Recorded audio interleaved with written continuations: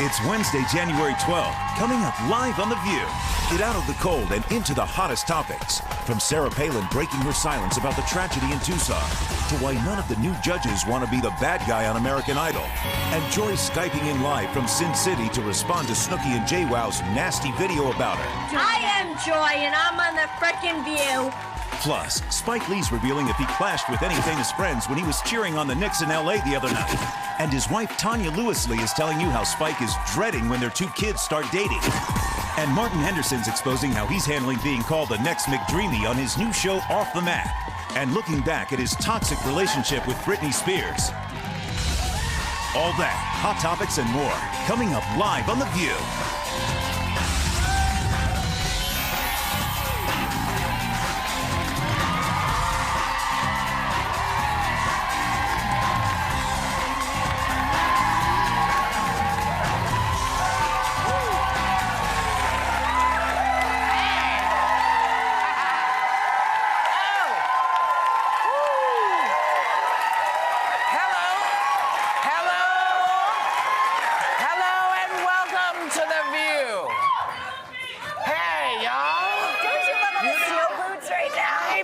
Everybody's in snow boots. I mean, right as of right now, I don't know if you know this, on the ground is snow in 49 states. Oh, you kidding me? Wow. 49 states. What happened to global warming? Well, this is part of it. If there's because when it starts snowing, you know, when it snows in Hawaii and in places like Florida, it's crazy. Oh, yeah, Atlanta was crazy. But, you know, we got hit again last night. You know, they kept saying a big storm's coming. People were ready with shovels early. Ready. Standing there. Well, it was a big snow, but it wasn't horrifying. And look at Central Park right now. How beautiful is that? There's something great about that. It's so beautiful when you're inside looking out, but the people who have to stand in like line our audiences. But I want to say something to our audience. Yeah. I didn't expect us to have any audience. Yeah. We are a live show. We are thrilled. What I would like to say to you is welcome and take a little time to enjoy the slush. But we thank you for coming. You don't have to stand in line. We would not do it for you. I'm going to. In my backyard, it's full of snow. It's all white, the snow. So I'm going to take Jeffrey out. Well, it was before you left. But what this? Oh, the white in the back. Yeah. In the back. But birds have been through. Cats you didn't know were next door. They've been through. Don't eat the yellow snow. That's all I'm going to say. I just want to go have a snowball fight with Jeffrey. Yeah. The snow. It's nice when it's I'm excited. Anyway, the show, The Millionaire Matchmaker. Do you know this show? Yeah, that's fantastic. It helps rich folks find their perfect mate. And apparently, we've had the head of it on the right. And apparently, last night's episode, our audience warm-up comedian Tom Kelly tried to charm. Apparently, he tried to charm the millionaire matchmaker into getting a date with a millionaire. Now, here's an idea of how it went. So,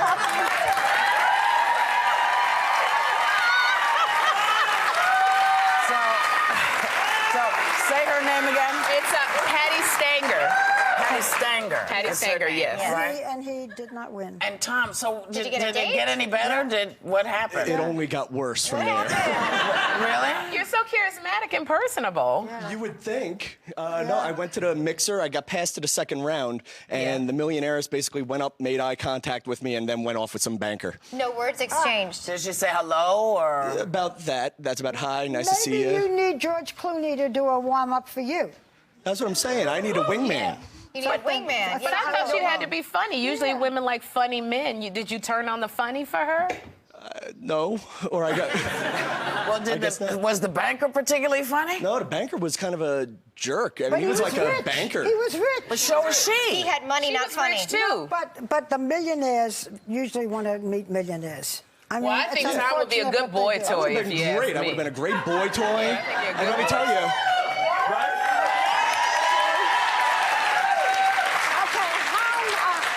Single women are here in our audience. Where's the single ladies? How many of you would like a date? A date, or need a boy toy? Would anyone like a date with me? How many of you would like a date? Did you? Why One lady was just about to get excited that she put her hand down. She's like, yeah, oh, good. Right after the show today, lunch. It's crazy. Yeah, I mean, that was not a great response from the. But he's got good credit. He's very frugal because he's always, you know, he saves his money. He gives thoughtful gifts. He gives stuff for Valentine's Day. Pictures of himself. To people. That's what he did for Valentine's Day. I gotta tell you, I know for Valentine's Day I was so upset I didn't get anything, and he brought this wrapped gift, and he said I thought long and hard about what to give you, and I opened it up, and it was a picture of himself. I got it right on my computer of Tom. That's right. In a very nice frame. Very nice frame. Better luck next time. Maybe you should go with the half-a-millionaire. Half-a-L. Half-a-naire. For the record, I'm not a gold digger. I mean, you don't have to be a millionaire to date me. No, but to get with those women, you need to be a millionaire. Yeah. That's just the way it is, baby. I have to move on. So his sights are too high. You know, some people blame the fiery rhetoric still of politicians like Sarah Palin for playing a role in Saturday's massacre in Arizona. And now Palin has posted a response letting people know how she feels about it. Take a look. Acts of monstrous criminality stand on their own. They begin and end with the criminals who commit them, not collectively with all the citizens of a state, not with those who listen to talk radio, not with maps of swing districts used by both sides of the aisle, not with law-abiding citizens who respectfully exercise their First Amendment rights at campaign rallies, not with those who proudly voted in the last election. Journalists and pundits should not manufacture a blood libel that serves only to incite the very hatred and violence that they purport to condemn. That is reprehensible. Yeah. You know, one other thing she said, she quoted Ronald Reagan, and something that I've always agreed with after reading it the first time from him, but we must reject the idea that every time a law is broken, society is guilty rather than the lawbreaker. And I thought that was one part of her speech there that I thought really stuck. I sympathize with her. I mean, you know, this all came about, not all, but a lot of it because she had crossheads in some of her ads on her website. And she said, you know, when I talk about a call to arms, she said, I'm talking about a call to vote.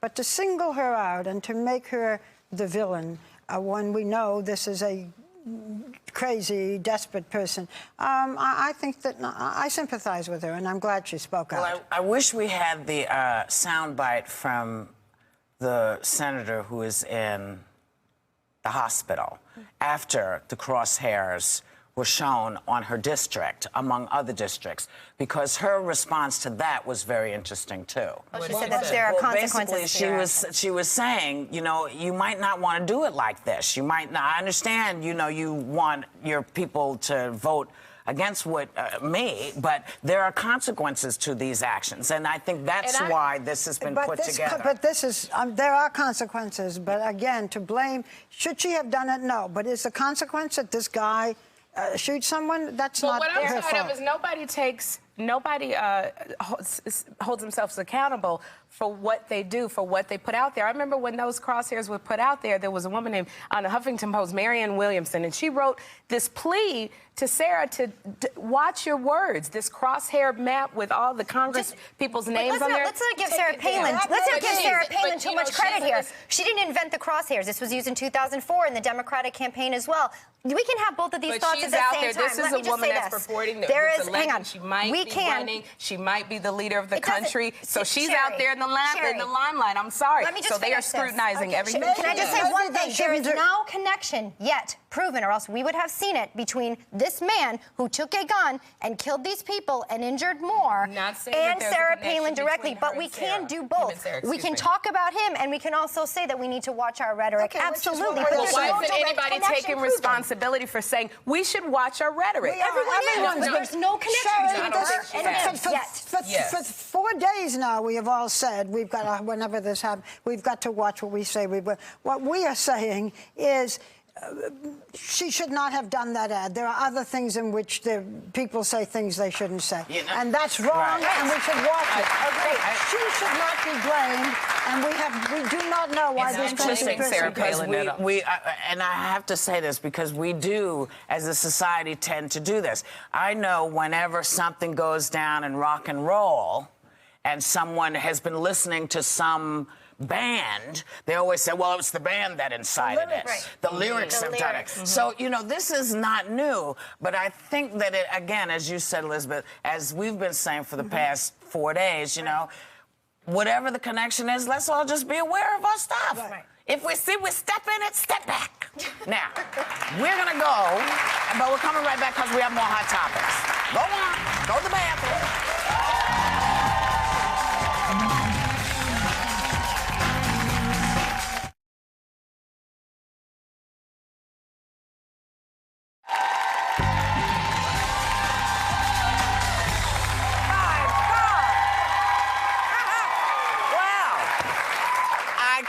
I'm saying this, but the 10th season of American Idol starts next week. But judges Jennifer Lopez, Steven Tyler, and Randy Jackson said they're not going to step into Simon Cowell's role as the nasty judge. So, so what are people watching for now? I know. Well, I think Simon. I've never watched this, so you Simon Cowell, he wasn't. I mean, people would say he's mean. He wasn't he mean. was snarky. Yeah, but that's what you know what he did? for. He didn't give you the fluff, Barbara. He gave you the truth. Simon Cowell, the tears didn't bother Simon because he was a producer. He was looking for the next American Idol, so he didn't have time to be trying to make you feel good. But if we talk about this year, and they're all going to be very nice. I mean, next year they'll have Dr. Phil on if they go in as one of the judges.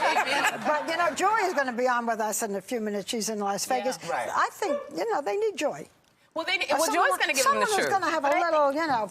You need someone to give you a pointed remark, but I think it was based on information when Simon did it. I think we have people in the industry now on the panel. I just think if they are too nice and everybody's going to kind of make it through, maybe when they should. It's just going to be a lot of fluff. But you also got to remember, too, Simon was a producer. These other people, they have fan bases, so you can say one thing and lose a fan base. Oh, you're right. So, you know, if they make these kind of pointed comments and you got a fan base turning against you, that's not good. Well, we know how quickly a public opinion of somebody. We'll watch. You're a big fan. I mean, but Steven Tyler's been a musician since, you know, time immemorial. So if he says to you, you know, that's actually not a good sound, you gotta kind of go with that. And Randy the same way. And Jennifer. Jennifer, yeah, J-Lo. Jennifer. You know, this menopause is kicking my butt. Well, we'll see. You'll tell us, because you watch everything. Yeah, because you're going to watch, right? Oh, yeah. Oh, yes. Okay. Well, listen, beach photos of model Stephanie Seymour and her 18-year-old son, Peter Brandt, II, raised eyebrows and were plastered all over gossip sites. But Brandt said in a statement that his mom hugs and kisses him all the time, and all of his siblings, as a matter of fact, that any mom in the world does the same, and added that he's, you know, he's openly gay. I'm not sure why he added that, but I guess it was to make people more comfortable. I wonder if he, because he said that he's openly gay, if, you know, every child you treat differently, and if he, you know, if the way maybe she has more nurturing to him or more tender with him. I don't know. Maybe because he says this. Maybe they were on the beach all day and had some mojitos. I understand. Maybe that's as good an explanation as any. Maybe I don't think she did anything that was so terribly wrong. I mean, he's her son. She loves him. So maybe he said something nice and she said, "Oh, darling." Right. You know, because they're not coming out of the strip club. There's nothing more tragic than trying to sexualize. Shouldn't sexualize a photo between a mother and a son. Strip club, maybe there would be a question. But you know, I don't know. But and I know Jeffrey's only 3, but and I love him. I won't take anything else but a kiss on the lips. And I hope at 16 he still wants to kiss me. I hope when he's grown he still wants to kiss his mama on the lips. You know what? But I see guys kiss their mama quick peck on the lips. It's not gonna be a 9-second kiss. I don't know. But if my baby, if he wants to kiss me, you know, a quick peck on the gosh, I hope. What if the 16-year-old daughter kisses the father on the lips? That's okay. I think if it's a peck, it's fine. I mean, look, if there's tongue involved, that's a problem. You take the tongue out of it. Well, speaking of tongue, Joy is Skyping in live from Las Vegas next segment, where she's getting ready to judge the Miss America pageant on Saturday night. And we're going to ask her what she thinks of this video that Jersey Shore stars Snooki and JWoww posted about her. Take a look. I am Joy, and I'm on the frickin' View, and I own everything in the world. and I rule everything, and that's all. And when I say that Snooki's a whore, she's a whore. These Jersey Shore kids are disgusting. You know why I don't like them? Because I'm Joy, and these people ruined my life in high school. Oh, and that's why I love to talk about them on my little talk show. The Guidos, back in the day. When was that? In the 30s? Oh, they ruined my life. They made me feel like a carrot. Instead of worrying about the Great Depression, they were worried about making my life a living hell. Yeah, well, we have to explain that Joy had talked about Snooki and said that she wasn't really Italian and she wasn't crazy about Snooki. And she said they made fun of her. People like them made fun of her when she was in school. People like them made fun of her. So now they are reacting to Joy. It makes them more famous. It makes our wonderful Joy more famous. And that's the way it goes. And she did respond to it right on her show. Talk to her about it. I say to them, have another mojito, too. Now, she became famous as Snooki, but she says she misses people calling her by her real name, which is Nicole Polizzi. Polizzi, right? Yeah. Right. That's her name. Yeah. Well, you know, there are other things that she could worry about a little. Oh, and I'm going to say this, and she'll start on me.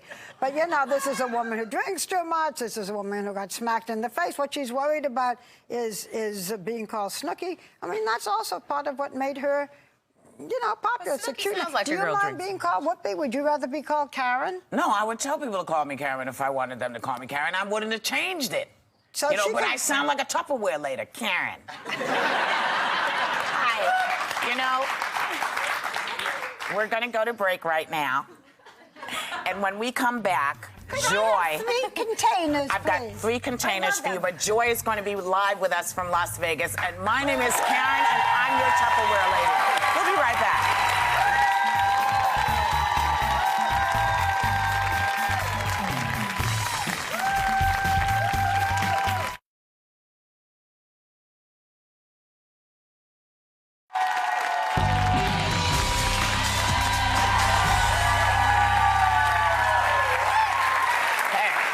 Quickly, I want to say, as the person who buys Tupperware, I was saying that my name sounded very straight. That's what I meant when I said Tupperware. I do. I'm a Tupperware kind of girl.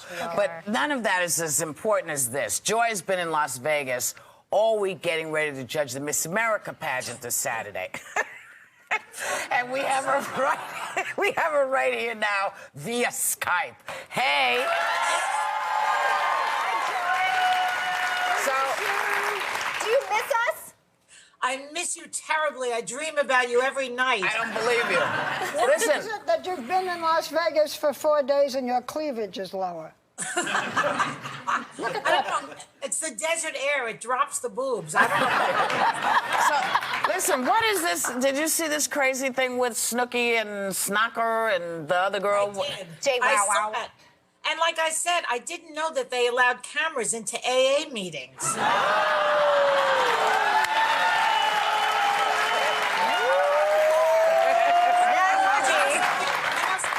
I didn't realize I was such a big celebrity for them to take me on like that. I think it's rather interesting, don't you? I mean, they always make fun of Barbara. They used to make fun of Barbara. We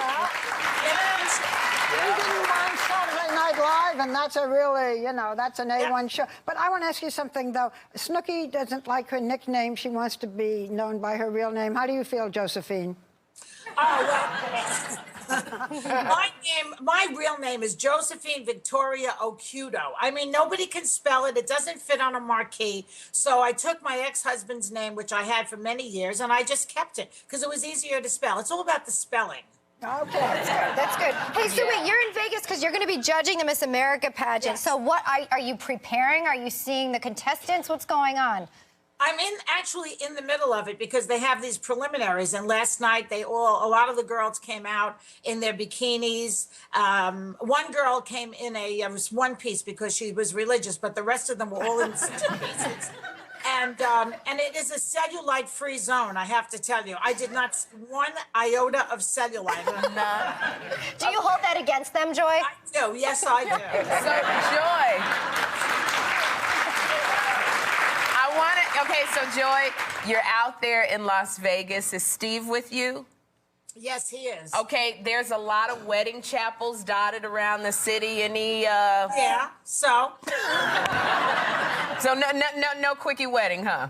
Well, unless he's a minister at somebody else's wedding, I don't see any weddings in my future here with him. Okay. But Joy, what do you look for? Now, you know, in the bikinis and so forth, you're looking for the best body. What are the kinds of things that impress you? Are you giving a skinny bitch award out? Well, they all get that. But because they're all very thin, these girls, and then but the interviews have been interesting. They talk about their platforms, that they're interested in autism, they're interested in eating disorders, and they're interested in one. I can't give too much away because it's a big secret, but they all have these different platforms. So you're very interested in the interview segment. Actually, is worth a lot of points, and the talent segment is worth a lot of points also, which we saw some of that last night. You're going to be interested to see some of the talent. I think they're very good. I have to say I have a renewed respect for Miss America, which I really never paid that much attention to in my youth. But these girls are very, very smart. They're all educated. They're very articulate. They have talent. They know how to wear a dress and a bathing suit. I mean, they're toned. It's an incredible thing that they are able to do. I mean, it really is. Who are the other judges? Well, there's Mary Lou Henner is there, who's a vegan. She remembers every vegetable she ever ate. Yeah, she has total memory. Yeah, we heard Yes, that. Yeah. I know. And Tony from Dancing with the Stars, I put a good word for you, Sherry, to him. Thank you. As any cloud. Ah.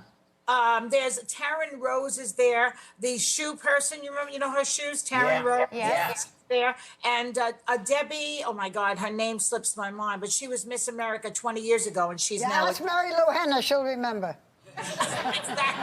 Exactly. And Mark Cherry, who was the EP of Desperate Housewives, who did cartwheels in the room, the judging room the other day in the breaks. He did a few cartwheels for us. Really?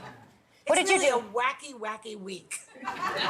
Joy, do you think you judging this might help you? Because we're campaigning for you to do American Idol. You think this is something you might like to continue on with and do something? Yeah. I mean, I think that it's fun to sit there and watch all the talent. I mean, it's fascinating to do. By the way, Sherry, I want to congratulate you. I heard you got engaged.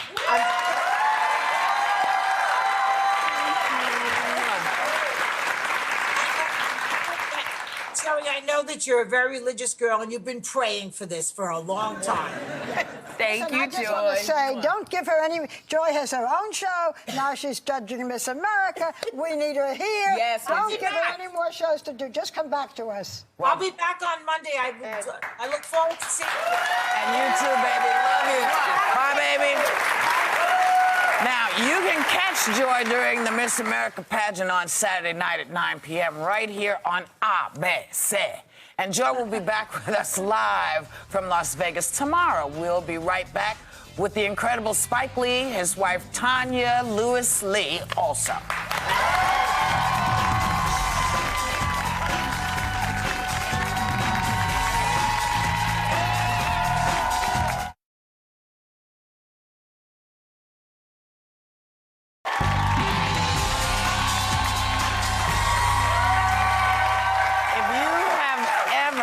Seen a Knicks game and seen a man standing there giving what for to the opposing team, making sure they know whose house they're in? The man is probably Spike Lee. You know, his movies, they can incite controversy and debate and reflection about the times we live in. And now Spike and his wife, Tanya Lee, have joined forces to let young people know they can also take giant steps to change the world. Please welcome Spike Lee and Tanya Lee.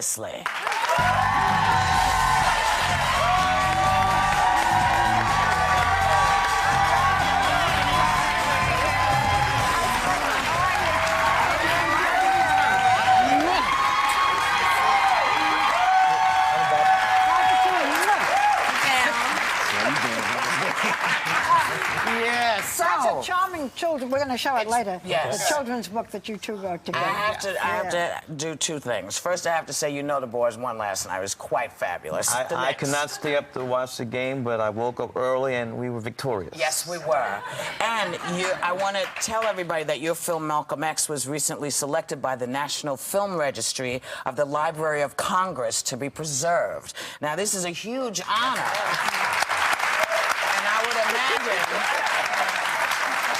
I'd imagine it means a lot to get it preserved in the Library of Congress. And Saturday I was in L.A. and I was watching football over at Denzel's house. He didn't even know.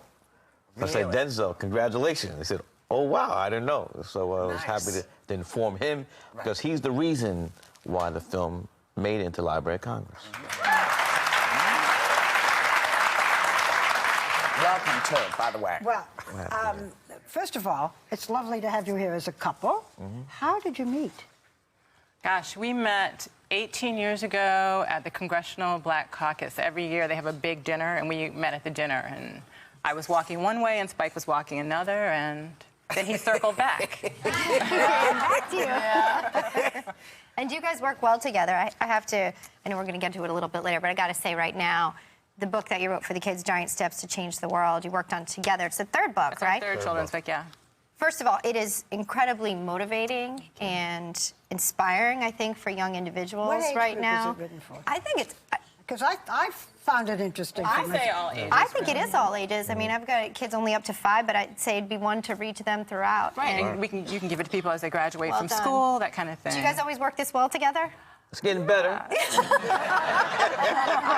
What's the secret? 17 years you've been together. What's the secret to working and living and really being a good team? Everybody... Yes, dear. Yeah, you don't believe that. You're not going for that? I'm not going for the old okey doke. Okey doke, right? Okey doke, dog. You got 2 kids. Yeah. A 16-year-old, 16-year-old girl. Yeah. 13-year-old boy. Right. And your 16-year-old girl, whom we're looking at, is a cute kid. Is she dating Daddy? Better not be. Why at 16? It's too young. Well, we did meet a young man for the first time recently, although she says they're just friends. But They always say that. But Did you allow him to come back a second time? no. He hasn't come into the house the first time. Oh, I think it's that look in Spike's eyes. Who gives the talks? Like, who says the kids? You do. But I'm very direct, you know, very open. You don't have to talk? I have talks. And they never come back. Well, you know, it's so funny, Spike. We see you at the games, at the Knicks games. You are so passionate, and you were there. What makes you so passionate about the games? And you like go on the road with them. And you travel the country with the Knicks. I mean, what makes you so passionate about them? Well, number one, I'm a very passionate person, and I think that sports allows me to really, besides my films, to show that. The thing I love about sports is that you don't know what the outcome's going to be. You know, you go to a play, a movie, you know, you basically know what's going to happen. But with sports, you never know. Who would have known that Seattle was going to beat the Super Bowl champs? I kind of knew. I don't know. Who that? Not anymore, but who would have known? But for me, growing up in Brooklyn, New York, I'm of the...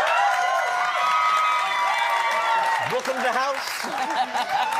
You know, I'm of the age where my heroes were Walt Frazier, DeBusschere, Willis Reed, Bill Bradley, Coach Red Holzman, Dick Barnett. I grew up on those teams, and with my student government card, I could sit at the top of the garden and see a game 50 cents. That's right, no more. And who would have known that one day I could sit courtside, you know, and see it every night. So, now, Tanya, are you a big sports fan as well? Well, I'm a fan. You know, there's no way that I can't She's back on the Knick bandwagon now. She hasn't been seen in the garden for 4 years, but now she's looking at the schedule. I'm not the only one. What changed? Amari Stoudemire came. That's it. Stoudemire. That's right. Raymond Felton. And they woke up. Landry Fields. Landry Fields is there as well, I think. But do you just get used to Spike being gone all the time, or? Yeah, and I think that's a good thing sometimes in a marriage, right? Yeah. You know, to have space. You know, everybody has to have a little room. Passionate. Is he very passionate with you? That's the answer.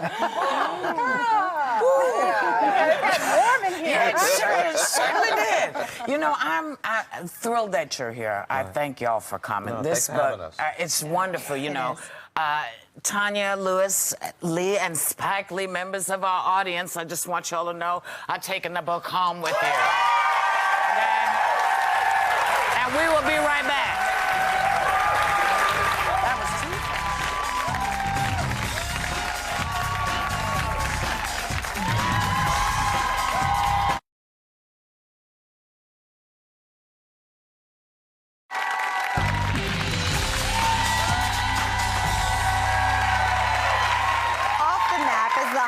show that takes doctors out of the hospital and into the wild, and Martin Henderson is being called the next McDreamy as a surgeon always willing to lend a hand. Take a look. Hi, we're the new doctors. What can we do?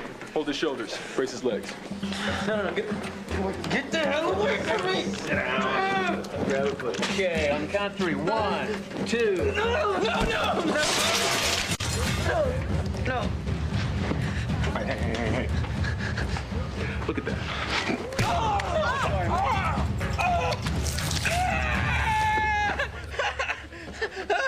Welcome, doctors. Please welcome Martin Henderson.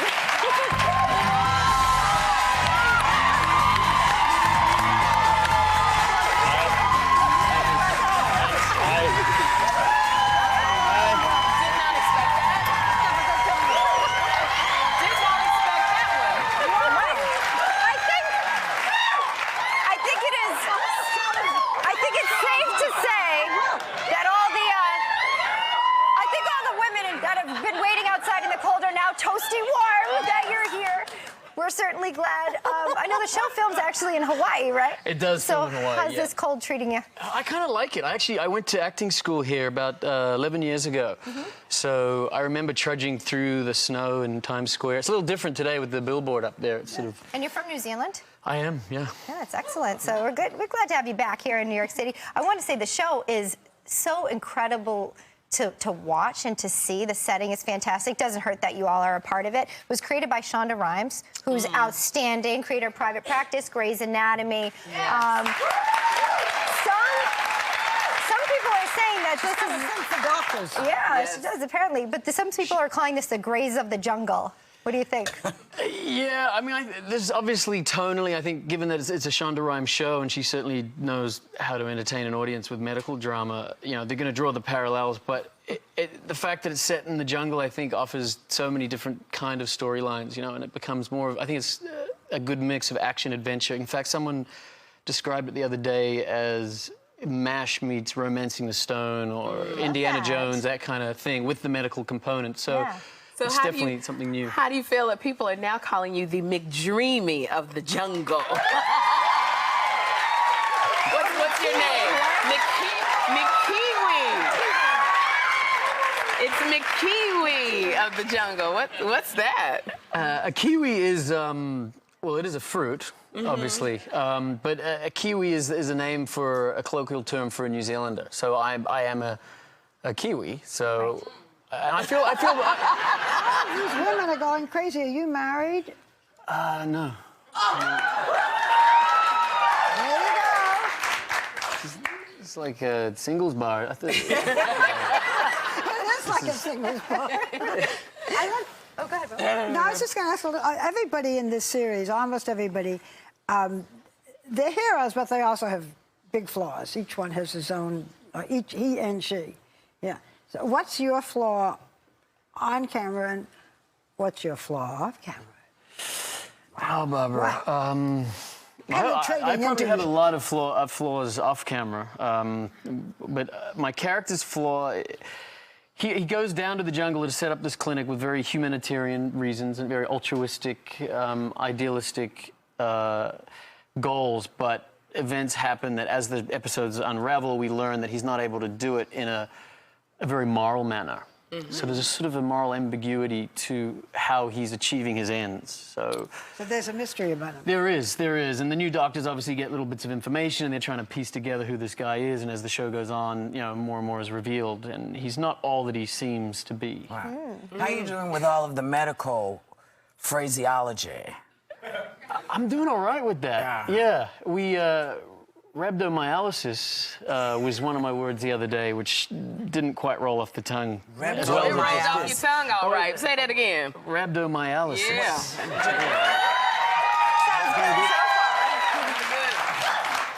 Rhabdomyolysis is when, if you constrict a muscle, then the lactic acid can affect the heart and actually cause a heart attack. Yeah. That sounds like a good orgasm. Well, That's what it sounded like. Heart-stopping orgasm. It did. It's only good if you come out of it. See, if it stops your heart and you die, it's not so great. But it's a good way to go, right? They say. Well, I don't want to find out. Not like that. Okay, let's talk about sex a bit, because you were kissing on Britney Spears in the Toxic video, Yes, right? Yes, I was. How was that? How did that happen? How was that? That was a tough day at the office. She was kissing me, really. Yes. I mean, She really was. Yeah, she really. How did you get the part? I'd done a movie called Torque, which was like a motorcycle action movie. Yes. It's a motorbike fan. Yes. And the director, Joseph Kahn, does a lot of Britney's music videos. So he had asked me if I would mind. I think he called me on like a Saturday. He said, "What are you doing Monday?" I said, "Oh, no real plans." He said, "Do you want to make out with Britney Spears?" Monday's clear. 2 o'clock, Warner Brothers studio, and so that's what I did. Yeah. Are you nervous about tonight? Tonight's the debut. Yeah, I'm excited. I'm more nervous about this interview, to be honest. This is terrifying to me. No, I'm very intelligent, beautiful, witty, strong women. And it's four against one. Were you, as a kid, did you know you wanted to be an actor? Was that always something you wanted to do, or did you sort of tumble into it, or? No, it was pretty evident, I think, at an early age. It was just something I loved when any opportunity. I used to tell jokes when I was a kid. I used to do talent quests and get up, and I used to love making people laugh. And that feeling of knowing that you've actually entertained someone it was a great feeling. So it just segued into a career, and here I am. So, And you're going to have a great feeling because the show is exceptional. And everyone is going to love it. Our thanks to Martin Henderson. We're glad that you're here. Safe travels. Off the Map premieres tonight at 10 p.m. right here on ABC. We'll be right back. The View would like to thank Keebler for providing our entire studio audience with their delicious Keebler Fudge Stripes cookies. Their rich chocolatey fudge makes every bite uncommonly good. And Apple and Eve for providing them with a bottle of their delicious 100% pure juice.